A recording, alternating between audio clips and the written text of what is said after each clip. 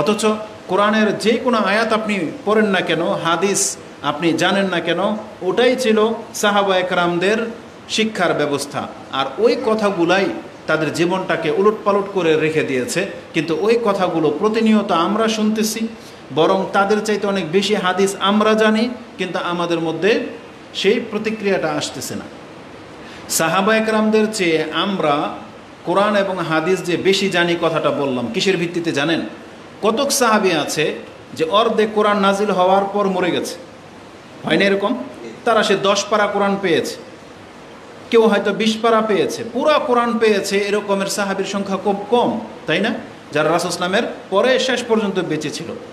তারপরে কতক সাহাবী আছে রাসূলুল্লাহ সাল্লাল্লাহু আলাইহি ওয়াসাল্লামের উপরে ঈমান এনেছে, ঈমান আনার পরে বিভিন্ন জিহাদে গিয়ে তারা শহীদ হয়ে গেছেন, বিভিন্ন দেশে দূর দূরান্তে তারা দাওয়াত নিয়ে পৌঁছে গেছেন। আর বেশ কিছু সাহাবী যারা সবসময় রাসূল ইসলামের সাথে ছিল, তারা বেশি হাদিস জানতো। আর সমস্ত সাহাবী যত হাদিস জানতো, ওই হাদিসগুলো কিন্তু ইমামরা জড়ো করে আমাদের হাতে তুলে দিয়েছেন। এই জন্য বুখারী, মুসলিম, আবু দাউদ, তিরমিজি যত হাদিস আছে যেগুলো আমরা মুসলিমরা জানতেছি, এগুলো সব সাহাবীদের কাছে ছিল না। সালাম দিয়ে ঘরে ঢুকতে হবে, এই হাদিসই উমর রাদিয়াল্লাহু তাআলা জানতেন না। জানেন সেই ঘটনা যে উমর রাদিয়াল্লাহু তাআলার মজলিস থেকে যখন এক সাহাবী ফেরত চলে গেল, 3 বার সে সালাম দিয়েছে, জবাব আসেনি, ফেরত চলে গেছে। তখন তাকে ডেকে আনা হয়েছে, বলতেছে যে তুমি চলে কেন গেলা?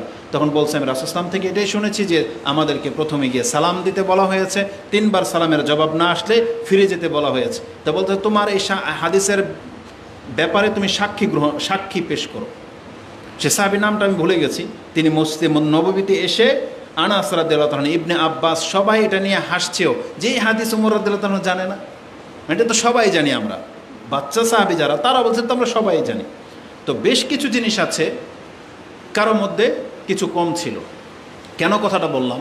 তারা আমাদের কাছ থেকে এত একসাথে জড়ো হিসেবে পায় নাই, কিন্তু একটা পেয়েছে, ওটাই তাদের জীবনের পুঁজি হয়ে থেকে গেছে। আর আজকে যদি দান সাদকা সম্পর্কে 100 হাদিসও বলা হয় না, তাহলে দেখবেন আমাদের অন্তর যেমনটা ছিল তেমনই থাকবে। এটা হচ্ছে বোঝাতে চাইলাম। তো আসুন দেখাই কোরআন হাদিসে এই যে এটা যে মুমিনদের বৈশিষ্ট্য বলা হয়েছে। আজকে আমরা মুমিনরা, মুসলিমরা নিজেদেরকে মুমিন দাবি করি, কিন্তু কৃপণ, দান খরচ করতে চাই না, আমরা কুক্ষিগত রাখতে চাই বা নিজের অবস্থানটাকে বড় করতে চাই। আমরা ভুলে গেছি যে এটা আমাদের বৈশিষ্ট্য। কোরআনের যথেষ্ট আয়াত আছে এই মর্মে। তার মধ্যে একটি আয়াত আপনি নেন, যেটা সূরা সাজদা। সূরা সাজদার 32 নম্বর সূরার 16 নম্বর আয়াতে আল্লাহ সুবহানাহু ওয়া তাআলা মুমিনদের গুণ উল্লেখ করতে গিয়ে তিনি বলেন, মুমিনদের বৈশিষ্ট্য হচ্ছে তাতাজাফা জুনুবুহুম আনিল মাদাজি ইয়াদউনা রাব্বাহুম খাউফা ওয়া তামা ওয়া মিম্মা রাযাকনাহুম ইউনফিকুন। মুমিন তো তারাই যারা রাতে ভয়ে বিছানা থেকে তার পিঠ আলাদা হয়ে যায় এবং তার আল্লাহকে ডাকে, শেষ রাত্রে উঠে আল্লাহকে ডাকে। ইয়াদউনা রাব্বাহুম খাউফা ওয়া তামা, ভয়ের সাথে এবং আশা নিয়ে যে আমি অবশ্যই আল্লাহর কাছে কিছু পাবো, এই আশা নিয়ে তাকে ডাকে। আর কি করে? ও মিম্মা রাযাকনাহুম ইউনফিকুন, আর আমি আল্লাহ তাদেরকে যে রিজিক দিয়েছি তা থেকে তারা খরচ করে। তাহলে এটা হচ্ছে মুমিনদের বৈশিষ্ট্য। নাজাত পেতে হলে এটা করতেই হবে।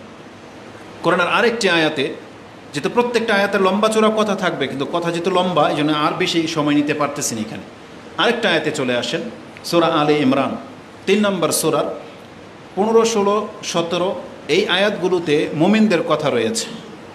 যেমন 15 নম্বরে আল্লাহ সুবহানাহু ওয়া তাআলা জান্নাতের সুসংবাদ দিয়ে বলতেছেন, আল্লাহু বাসীরুম বিল ইবাদ, নিশ্চয় আল্লাহ তার বান্দাদেরকে খুব প্রত্যক্ষভাবে লক্ষ্য করতেছেন। কারা তারা? আল্লাযীনা ইয়াকুলুনা রাব্বানা ইন্নানা আমান্না ফাগফির লানা যুনুবানা ওয়া কিনা আযাবান নার, যারা এই কথা বলে আল্লাহ আমরা তো তোমার উপরে ঈমান এনেছি, অতএব আমাদের পাপগুলোকে মাফ করে দেন, আমাদেরকে জাহান্নামের আগুন থেকে মুক্ত করে দেন, ওয়া কিনা আযাবান নার। তারপর আল্লাহ বলেছেন এরা কারা? যাদেরকে জাহান্নাম থেকে মুক্ত করে দেওয়া হবে, তার পাপগুলোকে মাফ করে দেওয়া হবে। আস-সাবিরিনা ওয়াস-সাদিকিনা ওয়াল-কানিতিনা ওয়াল-মুনফিকিনা ওয়াল-মুস্তাগফিরিনা বিল আসহার। 5টা গুণ আল্লাহ বলেছেন। এরা তো এমন মুমিন যারা ইসলামের উপরে ধৈর্য ধারণ করে থাকে, সত্যবাদী, কানেত আল্লাহর দিকে ঝুঁকে গেছে, মুনফিকিন যারা খরচ করে, তার সাবিরিনা, সাদিকিনা, কানিতিনা মুনফিকিনা ওয়াল মুস্তাগফিরিনা বিল আসহার, এবং যারা রাতের শেষ ভাগে উঠে আল্লাহর কাছে ডাকে, আল্লাহকে ডাকে বা আল্লাহর কাছে দোয়া করে, ইস্তিগফার করে, আল্লাহর কাছে ক্ষমা চায় শেষ রাত্রে। এগুলো হচ্ছে মুমিনদের গুণ। তার মধ্যে একটা কি আছে? ও মুনফিকিন, তারা খরচ করে। এটা হচ্ছে মুমিনদের বৈশিষ্ট্য, যেটা আজকে অধিকাংশ মুমিনরা আমরা হারিয়ে ফেলেছি। অথচ আল্লাহ সুবহানাহু ওয়া তাআলা যে আমাদেরকে মুমিন মুসলিম করেছেন, এই খুশিতেও দান করা উচিত ছিল। কারণ আমাদের দানগুলো ডাইরেক্ট আল্লাহর হাতে গিয়ে পড়ে, আল্লাহ সুবহানাহু ওয়া তাআলার কাছে হাতে গিয়ে পড়ে, এবং ডান হাতে, যদি সেটা হালাল ইনকাম থেকে হয়। একজন মুসলিম যদি হালাল ইনকাম থেকে দান করে, সেটা ছোট হোক বা বড় হোক, সরাসরি এটা আল্লাহ তার ডান হাতে গ্রহণ করে। এই হাদিস আসবে একটু পরে, যেটা বুখারী মুসলিমের উভয় হাদিসে আছে। তো আমাদের খুশি হয়ে দান করা উচিত ছিল। কত পুতুল পূজারী আছে, বট গাছ, ইঁদুর বাদর পূজারী, তারাও খরচ করে। তারা তাদের দেবদেবীদেরকে সন্তুষ্ট করার জন্য, আমার মনে হয় না কোনো মুসলিম এত দাম দিয়ে গেট বানায়, এত বড় প্যান্ডেল করে, যেটা হিন্দুরা ওদের পূজার সময় করে থাকে।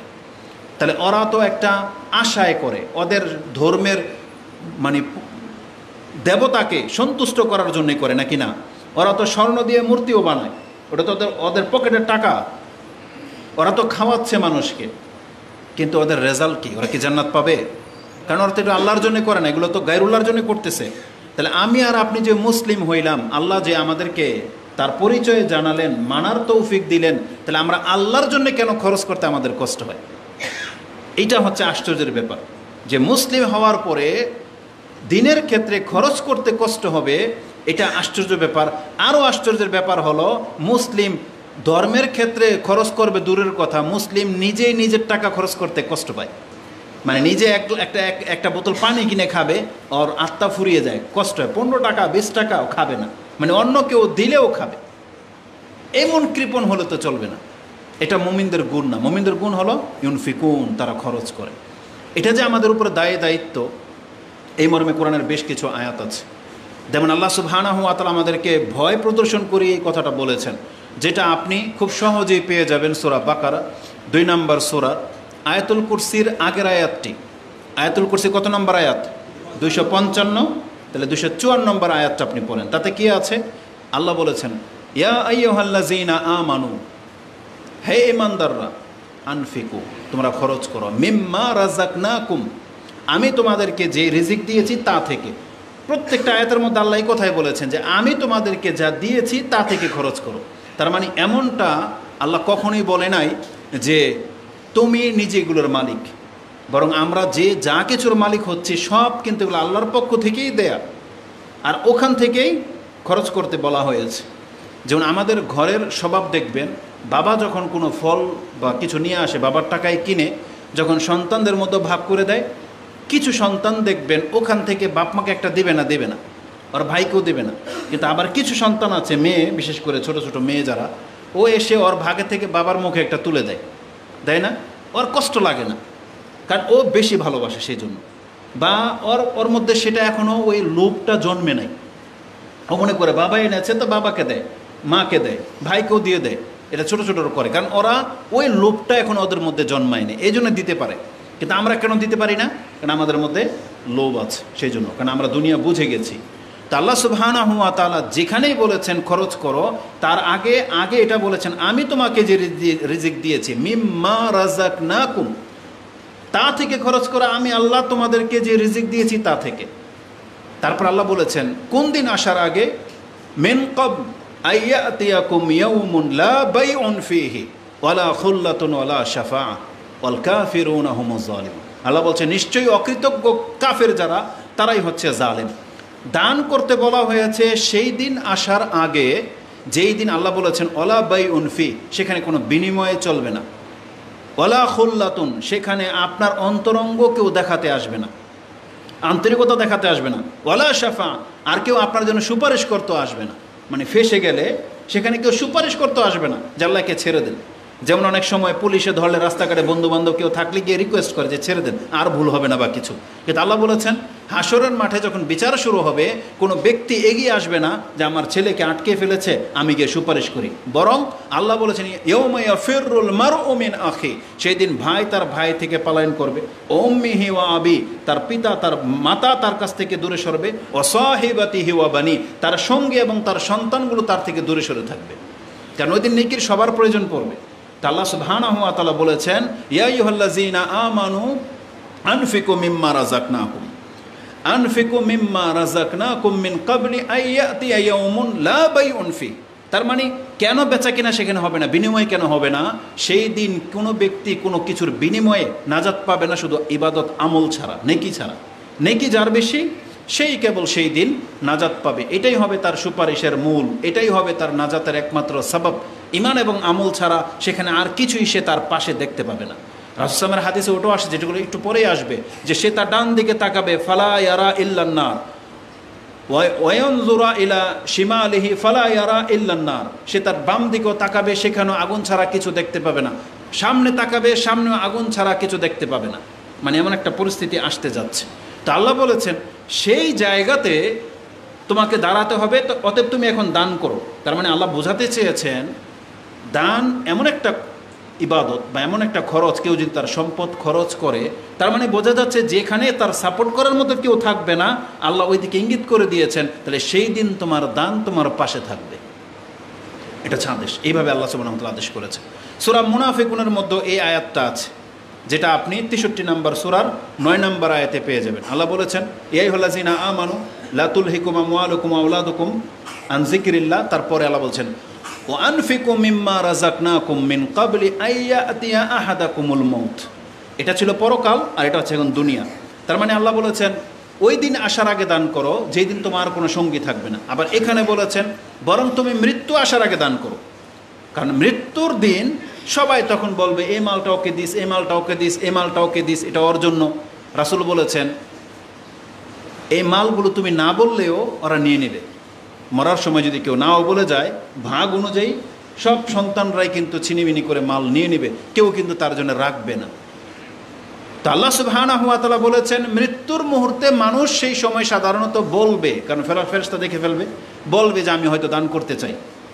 এবং তারপরের আয়াতে আল্লাহ ইঙ্গিত করে দিয়েছেন, যেটা মুনাফিকুন 10 নম্বর আয়াতে, রাব্বি লাউলা আখারতানি ইলা আজালিন কারিব, আমাকে যদি আরেকটু সময়ের জন্য ছেড়ে দেন, লা আসাদদাকা ওয়া কুম মিনাস সালিহিন, তাহলে অবশ্যই আমি সাদকা করতাম আর আমি সৎকর্মশীল হয়েই আপনার কাছে ফিরে আসতাম, এতটুকু সময় পেলে। আল্লাহ কি বলেছেন ওয়ালা ইউআখিরুল্লাহু নাফসান ইযা জাআ আজালুহা, প্রত্যেকটা ব্যক্তির আজাল চলে আসলে সেই ব্যক্তিকে আর সেই সুযোগটা দেয়া হবে না।